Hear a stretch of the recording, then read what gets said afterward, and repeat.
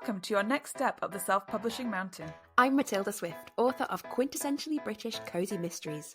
And I'm Samantha Cummings, author of young adult books about magic, myths and monsters.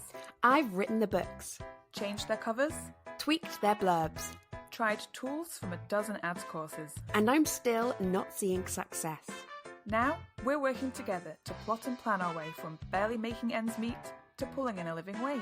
Join us on our journey where we'll be mastering the pen to snag that paycheck. Hello and welcome to Pen to Paycheck Authors Podcast. I'm Sam Cummings, here with my co-host Matilda Swift, and we're here to write our way to financial success. We're two indie authors with over a dozen books between us and still a long way to go towards the quit the day job dream. If that sounds familiar, listen along for our mastery through missteps journey. Each week we cover a topic to help along the way. This week's topic is going to be about standing out and fitting in. But before we do that, we're going to kick off with our wins and whinges. So, Matilda, what is your win/whinge of the week? I am going for just a win this week because we have had a great day. I've just dropped my pen. We've had a great day. Every month we meet for a long face-to-face session where we talk some about the podcast, but also some in-depth things about our writing planning. It's our big mastermind day. We do all sorts of things, and we meet in the beautiful Museum of Science Industry in Manchester, which is a fantastic old building. It's made of old railway warehouses, and it's enormous, and it's full of these really interesting interactive exhibits. And my dad he's recently retired, and he volunteers there once a week, and he's the one who told us that there's a secret, quiet area to meet in for free, where we can just sit and spread out and have our mastermind groups. And my dad is also a photographer. That's one of his big. He's always been into it, but it's his big retirement activity that he does a lot of work on. He does lots of stock photography and really enjoys it. And so I asked him to come in and take photographs of us. I think we both needed some author photo redos. Mine is quite old. My dad did my original one, and it was a while ago now, maybe 7 years old. It's also not very on brand with my genre, so that's also kind of touching on what we're talking about today. So we wanted those redoing. There's lots of nice backgrounds, beautiful old brick walls in the museum, as well as some interesting exhibits that kind of fit with my branding. And then he also took some of us for the podcast. So it was really fun. He was very helpful. He picked out lots of locations for us because he's there every week. And yeah, it was really nice just to do something a bit different and to get those updated. How about you? Yes. Mine's the same win was our meeting, which I always find the most helpful. I know that we do these podcasts every week, and this is obviously very helpful, but meeting face-to-face is just it just makes things so much easier. But obviously getting pictures taken as well, same. I haven't had an updated picture for a long time, and all of my pictures have just been selfies. So it's nice to have somebody else taking the pictures, even though I do Chandler face. Whenever a camera turns in my direction and my eye starts to kind of twitch and I forget how to smile. It's always fun. But yeah, that's the fact that we've done that, crossed it off the list. I feel like it's a win, big win. Very happy. Yeah, and it's very on brand for what we're trying to do with this group. It's just there's things that have been on my list for ages, such as redo my author photos, and just having another person to do it. Obviously I see my dad all the time. I saw him yesterday. We could have done this at any point. So I think, but you don't, right? You don't think, I'll just organize that and find a good background and get the right outfit, because it's a lot of palaver, as is everything to do with self-publishing. Everything is one thing explodes into 10 tasks. This is one like that, but actually it's nice to do it with somebody else when you kind of got that responsibility to get it done for somebody else and with somebody else. It makes it feel bizarrely easier. I think it would seem to many people it would make it harder, but it feels a lot easier and it makes things much more doable. So again, constant advocating for find somebody to do this with. Do not go through this journey alone. No, please don't. Everyone find a buddy and hold on to them. So this week's topic, we're continuing with kind of an ongoing topic for a few weeks, and this one really continues from last week. So we were looking last week at niches, how we figure out what that is, and this week we just wanted to make sure that we could figure out how we can kind of both fit into a niche. So we want to make sure we are fitting into that, but enough that it fits into also a wider genre or subgenre that somebody would recognize? And then how do we stand out enough to say that like I have a really specific brand and this is who I am? So how do we kind of combine those two? And we had to come up with our plan this week to figure that out. How have you got on with that? I've come a long way in the last few days with that. At the start of the year, I was looking at my comp authors and comp books just to try and figure out like where I sit within my genre and with like my contemporaries in the genre.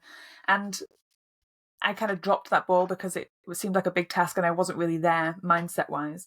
So I've re-picked that up this week to see what other people are doing, and have come up with like a document that I'm working on, which I like to call my author Bible, to see like what everyone else is doing and what is expected of me for my genre.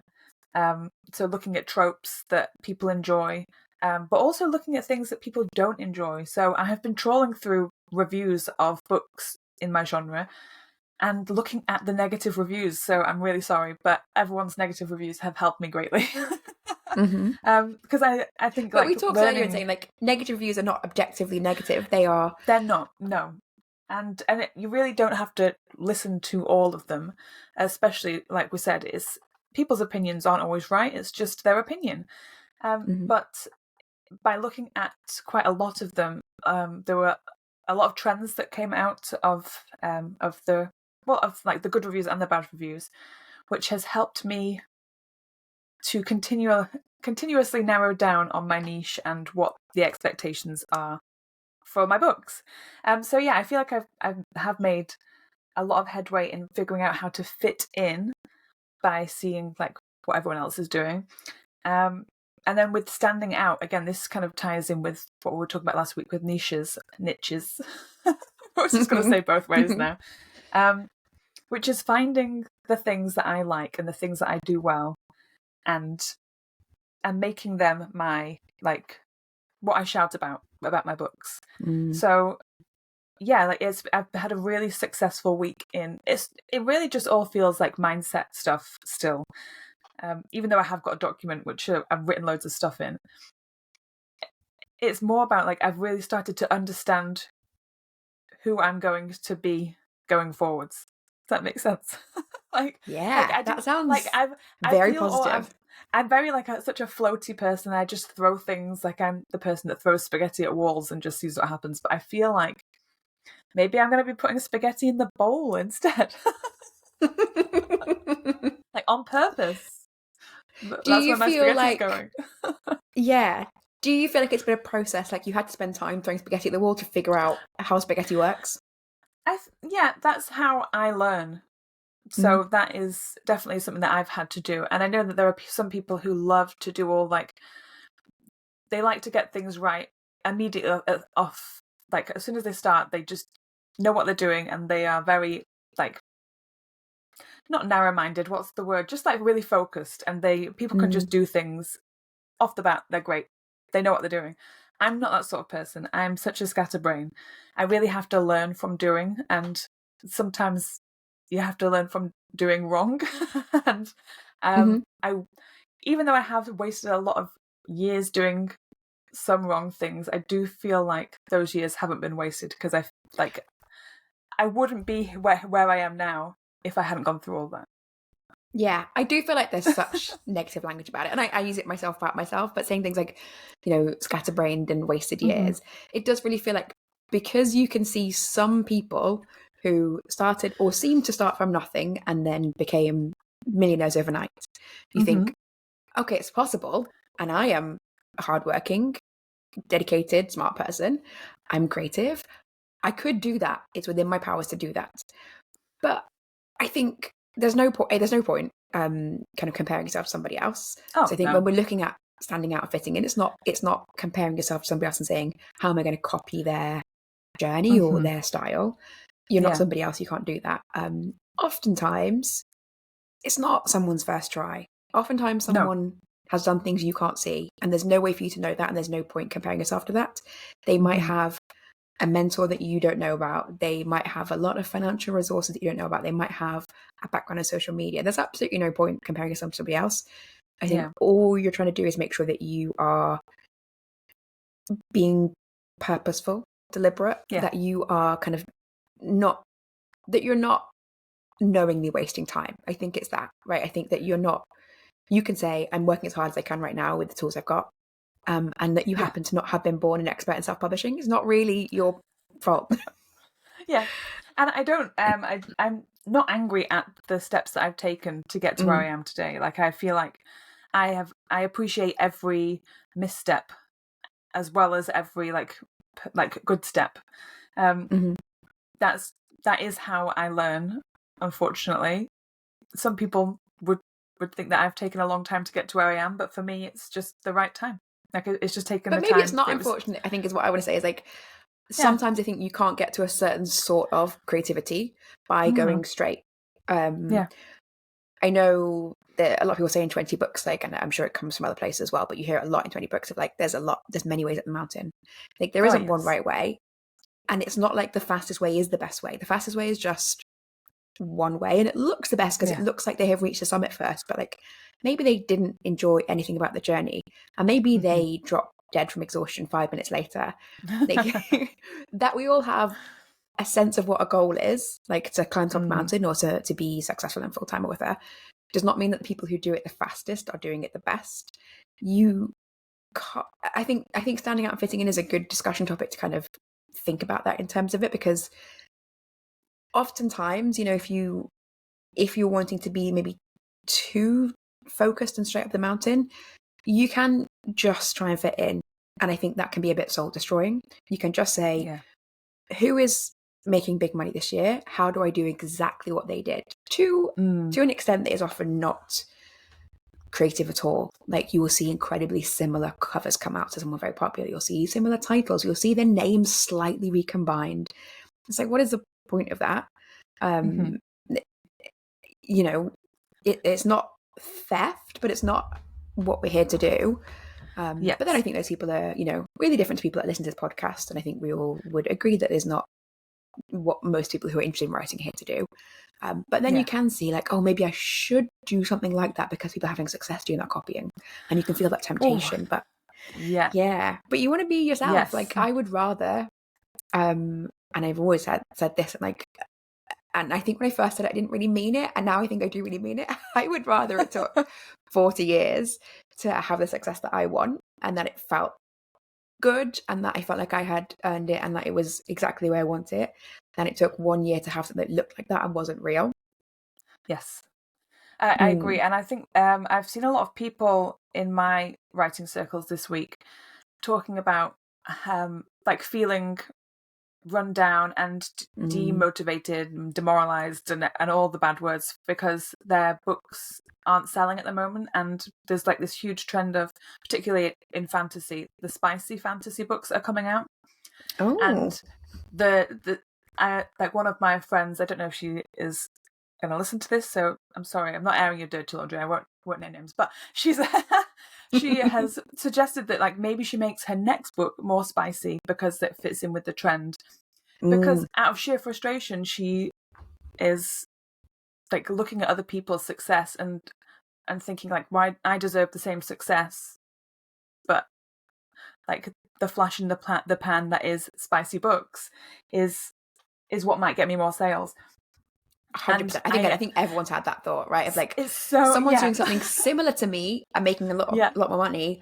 I could do something like that, but it doesn't feel authentic to her, and it wouldn't feel authentic to me. For young adults, it's not really something that I can really do, and I wouldn't want to. But yeah, I would. The idea of writing to a trend, I said this before in our meeting, there's like writing to trends, and then there's writing, I can't remember what my exact wording was, but basically to market, right? We're looking at trends versus market. To market. Yes, exactly. So trends come and go, the market remains. So like I know I want to write for market, so my genre and what genre expectations are, but I don't want to write to trends because for me personally, it would be soul destroying. And that's just me. So as much as I could fit in more if I wanted to and elbow my way into these places that I think is where all the money is, I don't think that would make me happy.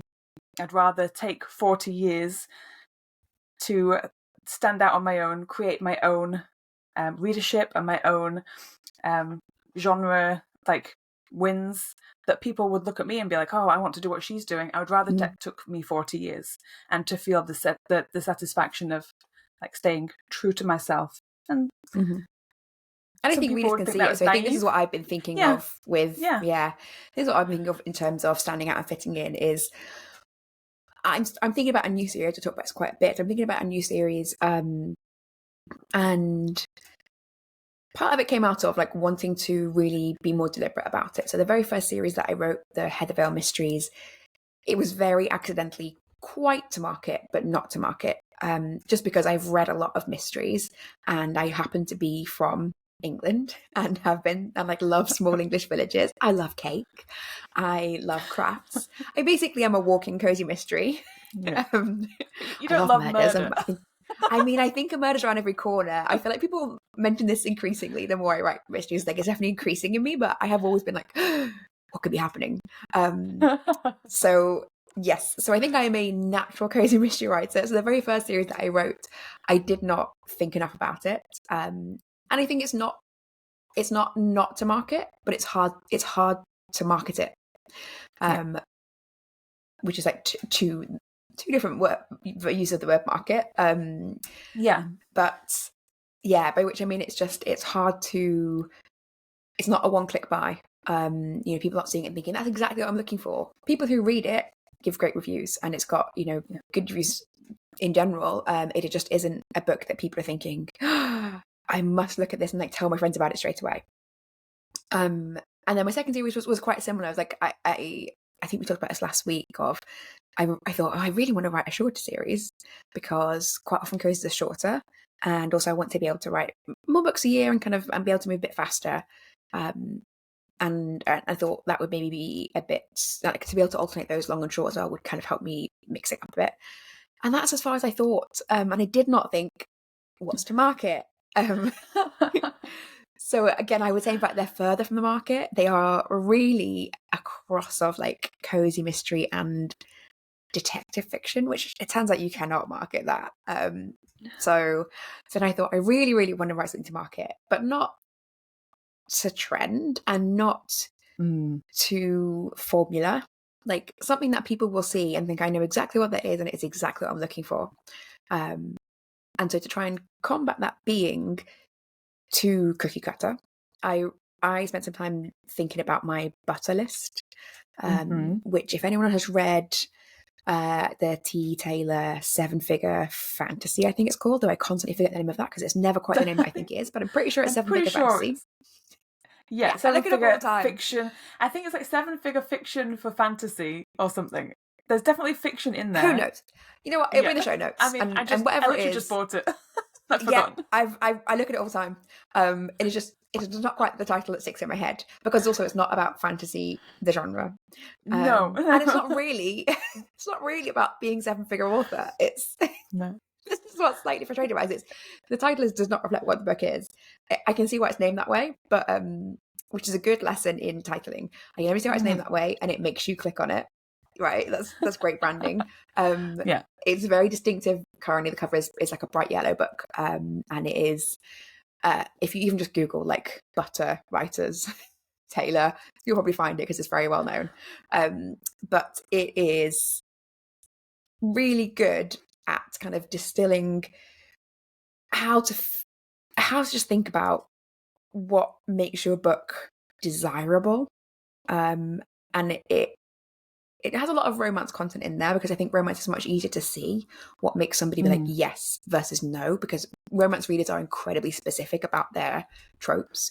So a romance reader might want enemies to lovers, but they don't want I don't know, like no age gap stuff, like just like there's specific romance tropes. Like there aren't that specific cozy tropes, that you're like, you will never read this one. I'll definitely read this one. I love how people are so passionate about it. So it's really easy to see in romance, and the book, the 7-Figure Fantasy, might be called that, is really about kind of looking at slightly more detailed and nuanced parts of that, of like, what is a thing for you that when you see it in a film, when you look at it in a TV show or read it in a book, you will instantly be like, yes, I cannot resist. And for me, it's a bookshop. Anything set in a bookshop, even if I am very aware it's bad, like I can look at it and be like, that's awful. It's like it's going to make me hate myself for watching it. I will watch it. And I cannot resist. And there are other things like that I really enjoy. Like I get a real sort of like thrill in your stomach, like butterflies in your stomach at the idea of it. That is your butter list of like anything that belongs on that. And you will love writing that. I love just the idea of writing something set in a bookshop. My new series is set in bookshops, and I am so unreasonably excited about it. Just the smells, the sights, the like, all the vocabulary. I love everything about it. Yeah. And like just thinking about it, and like the same for baking and Christmas. I absolutely love Christmas. I'm not putting Christmas in the series because it's too many things. It's too hard to tie together. But I've got a lot of things in the series that are like things that are butter to me, and they don't necessarily have to be in the whole series, the whole book. So one thing I'm doing when I plan the first book is like going through and really thinking about the butter. So that for me is how I'm going to stand out, is by like making this my passion project, like putting in things that I absolutely adore. And so when people read my books, they know this book is just a real visceral, pleasurable experience. It is joy on every page.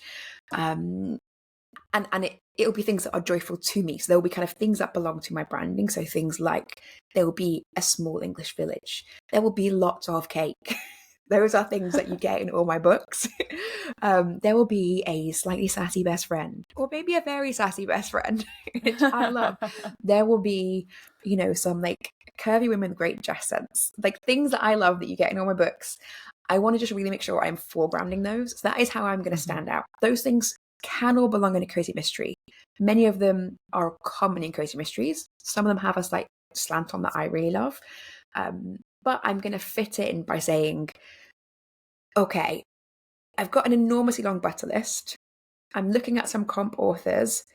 And when I was first planning this series, I had a really, really, really convoluted concept of what was going to happen. It was like layer after layer of like, okay, I want to fit in this thing that I love. So she needs to start here, and then to do this other thing, she needs to go and leave her hometown and do this thing, and then she fails and she quickly comes back, and then she is in trouble. And it was just like impossible. It was horrible. And so taking a bit of time to think, okay, I need to fit in. I need to say like I meet all the expectations of cozy, and then I can stand out. So I need to take some stuff out, or like think about how to reorder it, or in fact, some of it I've just put in as backstory and think I can do a prequel. In fact, I need to do a prequel novella. So like, don't put everything in the first 2 pages. So that was really helpful to think about. So coming at it from the standing out point and then pulling back was actually much more enjoyable than what I think a lot of people do, is like come up from the fitting in point of like, what are all my comp authors doing? Who can I be copying right now? And then how can I add something that shows I'm not quite copying? So that was really good for me. And just making sure is focusing on this standing out versus fitting in has been a great way to like give me something of a reality check. So I am not just doing what I've done in my previous series of like jumping in with not just both feet, but like both feet head first, even like diving in, throwing away all the like safety equipment. Don't look back. Don't read the warning signs. Yes. Yes. So just thinking about thinking about fitting in has been really helpful, and just using that to if I ever do like a writing prompt in like a writing group, sometimes constraints can be really helpful. They really help you judge what belongs in something, and they help you consider something a bit more closely. And I think that's maybe a good way to think about fitting in. It's like it's just a constraint on your writing that will, in the long run, help you make your reader more satisfied. Well, like in most things, and this is something that me and my boyfriend talk about a lot because we are really into films, and so we talk a lot about like scripts and screenplays and things. And one of the things that we always love to talk about, so I'll bring this up here, is that you really have to know the rules of the genre in order to break them. So you really need to figure out how you can fit in to know where you can stand out.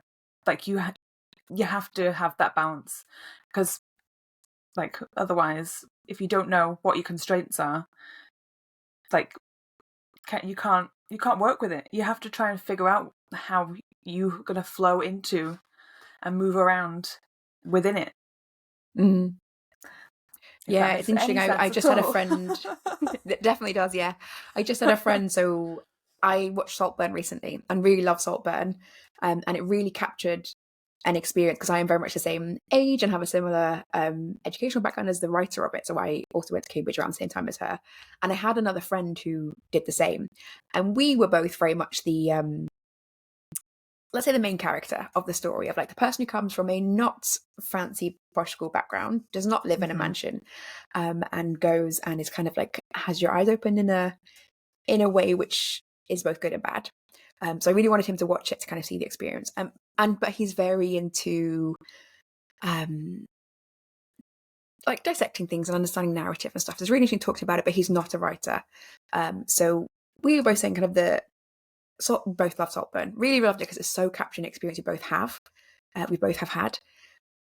And the first half of the movie is exactly the story of something we experienced taken to a fictional place. And then the second half of the story is a whole different story. And so it really felt like I could have watched two different movies. Like they were two different movies put together. And I love both of them. But I think, and it was such an interesting film that like kept everyone talking, kept us talking a lot. But it did really feel like I would have loved it more had it slightly more stuck to my expectation of like either been more of the first film taken to the end or the second film more earned from the beginning. Mm-hmm. And that was a really good example of standing out and fitting in because it did do both those things. I think it just didn't fit in. It was like a hair off. Balance and was wrong. no criticism Yeah. because I absolutely loved it. Like fine, Yeah. you got to take a big swing, and it paid off fantastically. But I think you do feel Sometimes this it does. niggle of like, yeah. I think you do feel this niggle of like, it could have been slightly more foreshadowed from the beginning. Like I could have expected things to happen slightly more at the beginning and found it more satisfying. But okay. Ooh, we should Great. at some point we should talk about reading with a critical eye and like watching things with a critical eye, because I feel like that would be a really fun thing to talk about. Yeah, and in fact, I know Sacha Black does that a lot. So I think I think it can be really, really helpful. I think not enough authors do it. Just looking at things, thinking why someone's done what they did. I did a master's in creative writing, which I would not necessarily recommend everyone to do. It was interesting at the time that I did it, and I got some good experiences from it, but I don't think it's necessary at all. But I did learn a really good experience of taking a paragraph from a book and really like copying the sentence structure, the like type of word choice, and just word by word figuring out the effect and the impact of everything you're putting on the page. So I think we could talk a lot about kind of different ways to learn tools by reading, and like you learn tools on your own, which I think can be really valuable and a lot of fun. Yeah, definitely. Yeah, I'd love to do that. Yeah. I've got one more thing I think on this topic, but I think, did you have anything else to talk about on the idea of like standing out and fitting in? No, I think that I feel like I covered off all my thoughts and feelings on it. I think the only other thing that came up today when we were kind of chatting about this beforehand was something that someone mentioned in a Clubhouse group that I'm in for authors. It's really good, actually, just general group of different authors talking about things that they've seen in the news or what's interesting. So it brings together lots of surprising different topics. It's a little bit like if we had 50 different people on this podcast all just being like, you know what I heard today? It wouldn't be a great podcast, but it's a good daily chat. But in that, one thing that came up that's kind of relevant to today is when Iron Flame came out, everybody was obsessed with it. And everything I heard was, it's not my genre, but... And it was usually, it's not my genre, but I absolutely could not resist picking it up. And it was an expensive book, right? It was a full price ebook from the beginning. There's no discounts. It was like, I would never normally spend whatever it was, $11.99 on a book. I would never normally read books in this genre, and I could not resist it. And I read the beginning of it, and it was so gripping. I didn't buy the full book because I've got my to read list is enormous. I was like, I cannot get sucked in by this, but I so wanted to. Yeah, I mean, I sort of, now I'm talking about it, I do want to read it. No, okay. But it's a really good example of standing out and fitting in, because you read and you think, I know exactly what genre this is. I know what's going to happen even in the end. I can tell already everything that's coming. And I'm sure there's going to be some twists and turns, but like I have got a very, very good understanding of like my experience I'm going to get from this. It felt very safe and comforting in that way. But it also stood out in that it just felt like crackling with life. Like really, it was so exciting. Just the feeling of like everything is happening, everything is at its A game. And there's a really good article that was recommended in this Clubhouse group, that's how I got onto this, from Author Stack. It's called 11 Tropes in 3 Pages. And it's someone going through and, in fact, reading a story with kind of a critical eye and looking at the tropes that have been put in. And when you look at it, it looks incredibly intentional, and I'm sure it is incredibly intentional. I'm just like how to hook a reader. It's like a masterclass in how to hook a reader. And it's just like taking tropes, butter, whatever you want to call them, like things that are irresistible to readers. You know, there's like a parent-child conflict, there's like siblings helping each other, there's a impossible battle, there's, you know, magical forces overpowering you, there's everything crammed in that you just think, oh, what's going to happen next? Oh, I can't resist. Gosh, I really do want to read that book. I need to read this book. I know it has been on my list for a long time, and my reading list is already so big. I just can't throw myself into another series, but I probably will at some point this year. Yeah, I think the thing about that is that they're so seamlessly blended together. They don't feel like I am writing a trope. They feel like this is very organic, and it is a great example of standing out and fitting in, because these are all tropes I've seen every single one a dozen times. I've seen them in combination. I've seen them in really, really similar books to this. It was just that it's done really well and done in a way that does not feel like I am checkboxing a list of tropes. So that is a great example of someone who is standing out and fitting in and doing it really well. I can't wait to read the article. Yeah, it was really interesting, and it's, you know, it's what you think, like it's just someone going through the trope list, but it's like a great way of just like somebody dissecting a book, and it's within the section you can read on the look inside. So a great easy way for you to kind of do some analysis. I'll link to it in the show notes. But yes, I think this is an ongoing journey for both of us. Like, but I think an important thing to kind of keep front of mind is figuring out, how am I giving the reader what they want while also giving them me? Yeah. Yes. Very well put. So for next week's topic, we're going to continue with these focused podcasts on branding and being. And we're going to be talking about writing to our brand guidelines. So do you already have thoughts on this? I am about to start this new series next month. And the writing process that really works for me, that I found through trial and error, is to write the first 10,000 words and then stop for a while. Sometimes I'll do it for months on end, depending on how like my schedule is going, alternating books. But this one I'm intending just to do a couple of weeks. So I'm really trying to get into this new series. So write the first 10,000 words, see how that goes, and then like come back with a very fresh set of eyes and edit. And not necessarily do a huge amount of editing on it, but if needed, I can do a complete restart, or I can just make myself some notes on what to change and then go from there, and figure out, am I standing out, fitting in enough?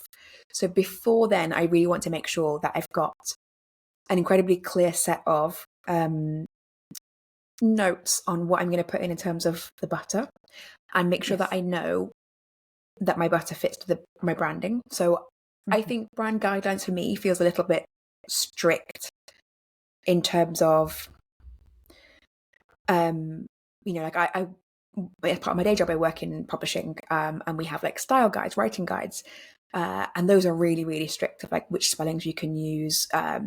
They can be like what word choice you use in certain situations. So I think for me, I want to make sure that brand guidelines feels quite broad, maybe not incredibly specific. So feel really broad, and make sure I'm understanding that I've got, you know, several things such as English, you know, culinary, quirky, sassy, like making sure I'm fitting all those things in and find a way to make myself some sort of not a checklist, that's not what I want, but some sort of thing to check against that I am meeting those requirements. And that is hard to figure out what it is without writing myself what is going to feel like a very strict document that is like I've had for work, and I don't want to have that. So I think for me, I want to figure out, what do brand guidelines look like, and how do I make sure I'm meeting them without feeling like it's a constraint? How about you? Yeah, I think that's a good way to look at it, is because I similarly work in marketing, and I have brand guidelines for the company that I work for, which is all about fonts, colours, and like the distance the logo is from the edge. I was literally just about to say that, the space around the logo, all the good stuff, which is very, and they're very like, you've got to be on it, or like people say hissy fits. But I think for writers, brand guidelines aren't like, the term brand guidelines is very like misleading. I don't know what a better term is. We came up with it ourselves for this process. We did come up. I know, but I know that there must be a better term. But brand guidelines it does cover it. But I feel like we also might be able to figure out a better term for it. That might be this week's plan. Yeah. I think that like one of my tasks this week is coming up with my butter list. So I think that'll all fit in really well with me. I think it's just a case of, for me, figuring out like what my necessary requirements are for writing, which is my butter, the things that make me really passionate about a project, and then also having the rules that I know I have to stick to for my genre, and trying to find a way to maybe it'll be percentage based. Maybe I'll do like 50-50, or maybe I'll do 30 of this, and I mix and match what I come up with. I don't know what it looks like, but yeah, I'm excited. Yeah, I think it'd be helpful to have something that. Yeah, I think it'd be helpful to have something that covers not just this series or this book. It is you as a whole, which I think I have never considered having before, and I think I will find it really useful. So I don't know what. Yeah, I do think part of this week's task should be finding a better name for it, because I don't think brand guidelines is it, even though we did write that down ourselves. But that's because of our day job backgrounds. So step 1, think of a new term. Yeah. Step 2, create it. Yeah. Step 3, profit. Yeah, I'm just looking at my board that I've got all of my like post-its and stuff stuck on, because I know that one of my sheets of paper has some like words and stuff that I came up with that I wanted to stick to. So I think that's going to probably come out as well. Some sort of visual. I'll do a presentation. Nicolas Cage can move, and I'll put something there. Yeah. I think as well, you're very good on the visual side of things. Maybe from your web background is naturally thinking about brand guidance, including things like cover and fonts and social media and websites, whereas I often just think of it as the words inside the book, and that is too limiting. Brand guidelines should cover everything. So are you, thinking about like spicy fantasy, like how are you going to convey that? Are you using reds? Are you using slightly risque cover images? I don't know what spicy fantasy is, and I really don't want to know. It's not my genre. You nailed it. Yeah. Okay. But yeah, so I think I really want to think comprehensively. So I think that's maybe where the branding guidelines comes in, as being a useful idea of thinking about it, not just being words on a page. It is, who are you being overall, and how are you being that person? Yes. Big question. So we will talk about that in possibly a long episode next week. Yeah.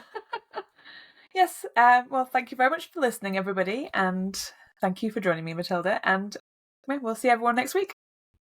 Bye. Goodbye. You've been listening to Pen to Paycheck Authors. Stay tuned for our next episode, and don't forget to subscribe to learn how to write your way to financial success.